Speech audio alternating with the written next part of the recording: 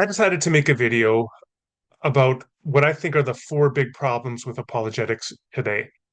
And it was inspired, I will say, by my interactions with Cameron Bertuzzi yesterday, where I posted two videos critiquing him and capturing Christianity. But this is not a response to Bertuzzi. This is a more general reflection on the state of apologetics and the problems with it. First of all, though, let me say a word about apologetics, what it is, and why, in principle, it is a very important exercise. Apologetics at its heart is giving a defense, an apologia in Greek. And one would give a defense of their views, meaning provide evidence and arguments for their views and provide a critical response to opposing views.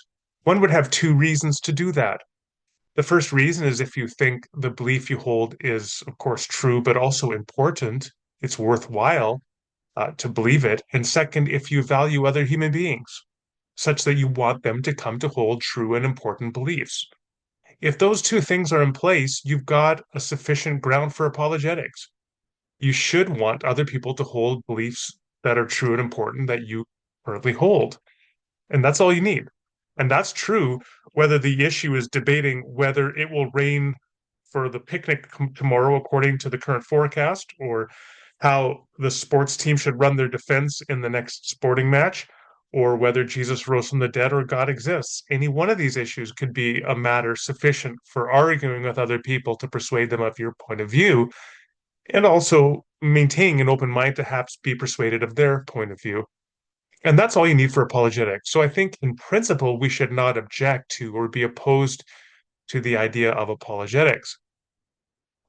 Uh, Having said that, there are a lot of problems with conservative Christian apologetics, which is most commonly where the term is associated today. When people talk about apologetics, sometimes they're talking about Mormons, sometimes Muslims, and there's a few other religious groups and non-religious groups that engage in more intentional apologetics. Of course, many in the atheist secularist community are interested in apologetics, at least people you can find online debating it, for example.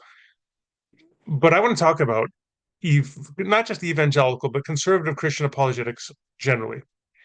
And here you could say the theme verse is Romans 12:2. Do not be conformed to the patterns of this world, but be transformed by the renewing of your mind. And I think in many ways, when people enter into apologetics and have an honest interest in learning more about their beliefs, sharing them, and persuading others of the truth of their beliefs, it's a noble enterprise, but they are nonetheless, in some respects, conformed over time to unhealthy patterns of belief and conduct, which really undermine the entire apologetic enterprise itself. And I want to talk about four of these problems. The problems I'm going to say are indoctrinize, um, sensationalize, tribalize, and idolize. So let's talk about each one of those. The first one is the pressure to indoctrinize.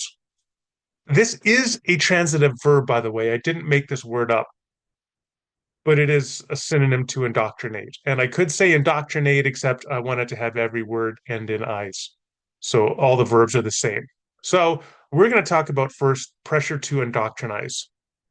What does this mean? Well, let's start off with the reality that most uh, people who are involved in apologetics were, or at least many of them, a very large portion of them, I'm talking about not necessarily people who are professionals, but lay people who are interested in apologetics are typically autodidacts. That is, they are self-taught. And there is intrinsic danger in this. You can summarize it in the Dunning-Kruger effect, that people don't know what they don't know. And the more that you are lacking in knowledge of a subject matter, the more you're likely to overestimate your knowledge of the subject matter. And when it comes to choosing your own pedagogical path, in other words, how you're going to learn about something, if you are in essence creating your own curriculum, you don't know what you should be learning. If you're simply following your interest and whimsy, there is a significant danger that you're going to end up with a very distorted understanding of the subject matter in question. It's kind of like a person who they say, I'm going to bodybuild, but I'm not going to take any advice from anybody. And as a result, they never work out their legs, but they always work out their arms. And so they've got huge biceps and chicken legs. And they don't have a balanced physical structure in their body anymore because they didn't have somebody overlooking and providing a sort of model for how they should appropriately do bodybuilding. They just followed their interest in whimsy, and that was the result. And I see that with so many of these self-taught lay Christian apologists, many of whom then end up starting their YouTube channels and blogs and so on, is that they know all about the Kalam cosmological argument, for example, but they know nothing about fourth century Christology. Now that leads me to a big problem here. I think the foundation for apologetics has to be some nuance in your theological understanding, so that you've devoted significant time to biblical study, hermeneutics, systematic theology, and church history. That's going to give you a proper, informed theological foundation. And what often happens instead is people who are self-taught, they simply ended up being apologists for the primitive, provincial understanding of Christianity with which they began. So, um, it's often tough when you're engaged in apologetic subculture to develop nuance in your theological understanding. And so people have all sorts of significant problems. I mean, and I run into this time and again. So the irony here is when you're self-taught, and then that self-taught curriculum includes being taught by other apologists whose career is in apologetics rather than in understanding biblical study, hermeneutics, systematic theology, and church history, etc., is that you end up with a very distorted and limited understanding of what Christianity is, of what theological options are, which is all going to go to adversely affect the apologetics for your beliefs that you provide. Because if your beliefs themselves are distorted, the defense of those beliefs will inevitably be distorted. And that is, in essence, a process where you are indoctrinized into a particular understanding of Christianity, which is often very fundamentalist and ahistorical in orientation, which you learned through the apologetic resources you exposed yourself to through your own self-guided curricular study. This leads me to the second problem. So let's say that you've done that. You've now begun to build your own apologetic presence on the internet. You've got a YouTube channel. You're trying to sell some product through your YouTube channel and your website. The pressure here is to sensationalize. So we go from to indoctrinize, now it is to sensationalize. Because sensationalizing is inevitably linked to monetizing, not necessarily, I should say, but typically linked to monetizing. So the second that you begin to monetize things, and by the way, my YouTube channel is monetized. I make $100 of beer money a month from that. No big deal. But if you are invested in trying to make as much, and of course there is in terms of the feedback, the way that social media is set up, right, is that it breeds addiction by giving little rewards to feed endorphins and get a pleasure response, which gets the person continually seeking more. So when your tweet goes viral and you get 1,000 retweets, even though in the grand scheme of things it's pretty meaningless, but for a day or two you're walking on air, you're like, wow, that went viral. And then your YouTube video that you posted suddenly gets 10,000 views where all the other ones have been getting 500 views. You get this release of endorphins, and then people are commenting and they're engaging. And then if you've monetized it, you're making money out of it as well. All of that is a further release of endorphins, a feeling of well-being, and an addiction and desire for more. Now, eventually, if you found a professional ministry of apologetics, you've just upped the game because now you really need to make money. So there's even more pressure. And what that all then becomes about is a pressure to sensationalize, to look for ways to get people engaged by using striking language. I am going to pick on Cameron here for a minute because I think that his two recent posts from yesterday saying he posted a video where he said, this is what I critically engage with, where he said that after 10 years of study, he no longer takes atheism seriously. Now, he does actually go on to defend that. So it's not simply clickbait. It's not a bait and switch. He actually goes on to argue he believes that. But I think you'd be naive not to think that there isn't some pressure to have that kind of striking claim in a title of a video, which is more likely to speed engagement, to spur engagement. I mean, which is more likely to engage people? If you say after 10 years, um, I think atheism's not serious, I no longer take it seriously. Or if you say after 10 years, I continue to think atheism is an intellectually serious position we need to engage with.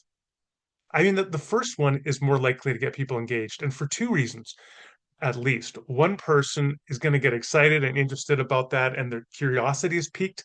Another person's going to get angry and offended about that, and they will also then be increased in their likelihood of engagement.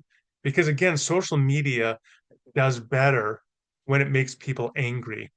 This is why trolling is one way to build a social media presence is when people are trolling you, they actually increase engagement, which can increase your monetization and so on. And so it's a really negative pressure to sensationalize. And more, the more engagement you seek, the more the message just gets corrupted. I said that I was going to reference two Cameron videos. So the other one was from the day before, where he described Alex O'Connor's recent debate performance as embarrassing, he wrote in all caps in the title of the YouTube video. That's pretty insulting. I mean, it would be one thing to say, um, you could have said O'Connor's like questionable performance or imperfect performance or subpar performance, but to say embarrassing performance is pretty condescending, right? Like, oh, I'm embarrassed for this person. Um, that spurs engagement, however, for the same reasons. And so I think to choose that descriptor is arguably just further evidence of the pressure constantly to sensationalize one's social media presence. The third thing I want to talk about is the pressure to tribalize. So, uh, here, imagine somebody's launched their own apologetics ministry and they want to get known, and that uh, one of their one thing that they think would be great is if they could get onto a platform like Frank Turek's show Cross-Examined, because Frank Turek has a very large presence on the internet, a very large audience.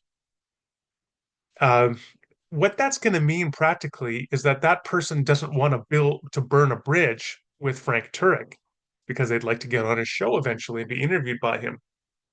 They don't want to burn bridges generally within the apologetic subculture because they want to get invited to conferences eventually themselves and maybe to be invited to work on a book project with someone else or to do a debate with other Christians at an apologetics conference. And so there's woven into the whole system is the pressure to conform and not to criticize other apologists. You can criticize the other guys. You can criticize the atheists, the Mormons, the Muslims, the naturalists, the humanists, whatever, but don't criticize the Christian apologists, because you have to know who butters your bread, as the saying goes. And what this does then is it breeds silence and a lack of critical introspection within the Christian apologetic subculture. And I think that this has a really distorting impact on people. So, for example, Alyssa Childers, a few years ago, she published her book, Another Gospel, where she argues that what she calls progressive Christianity is another religion. And she includes as progressive Christians people like Peter Enns, Rachel Held Evans, Brian Zond, claiming that these are all people who belong to a completely different religion than Christianity. Now, that has to be one of the stupidest and most offensive claims that has been publicly defended by any apologist in recent years, and that is saying something. People like the ones I just mentioned, Brian Zond, Peter Enns, that late Rachel Held Evans are all Orthodox Christians. They all subscribe to the Apostles' Creed and the Nicene Creed. And I know that because they've all said that. They are Orthodox Christians.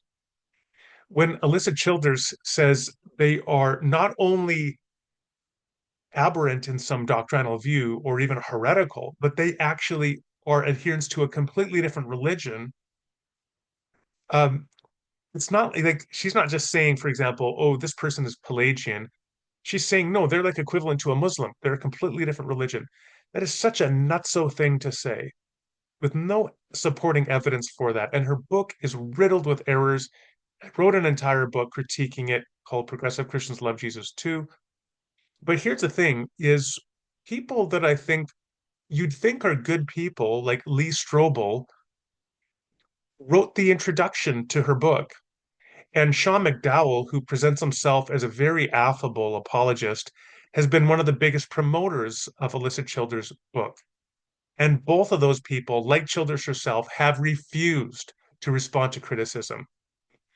I've spoken with Brian Zond about this, and we've both reached out to Sean McDowell and asked him to respond to the lies and the disinformation and misinformation that Childers is spreading and he is promoting about people like Brian Zond, Peter Enns, Rachel Held Evans, and they just ignore us. They refuse even to engage. And I think that is all evidence of the pressure to tribalize, the corrupting influence of promoting dubious, questionable ideas, falsehoods, false binaries, misrepresentations, straw men that proliferate within the evangelical subculture because you don't want to offend the Frank Turek's of the world. You don't want to offend the Alyssa Childers of the world. You want to continue to be a presence. And so there's this constant pressure to conform and a lack of criticism. This brings me to my fourth and final point, which I'm going to call the pressure to idolize. What do I mean here? This may, in some respects, be the most controversial claim I'll make, but in some ways, I think it's also the most important.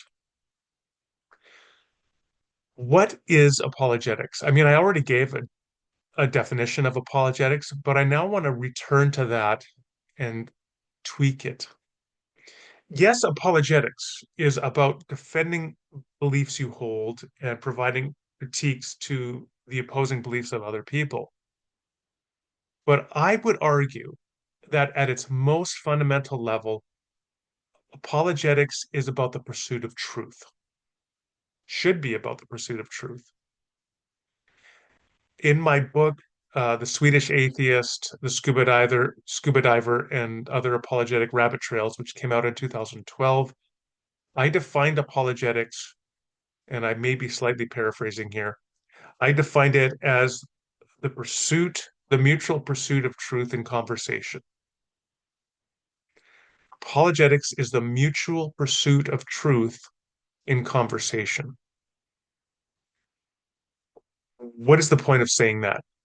Well, Dallas Willard once said that if Jesus were not the truth, because of course Christians believe Jesus is in some profound sense the truth, as he said in John 14:6, the way, the truth, and the life, but that in some profound sense, if Jesus were not the truth, he would be the first person to tell you to look elsewhere.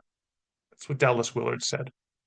The idea behind that being a Christian should never be should never mistake truth with a particular understanding or conception of truth.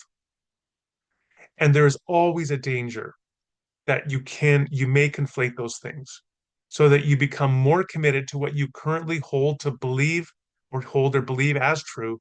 You may become more committed to that than to the truth itself.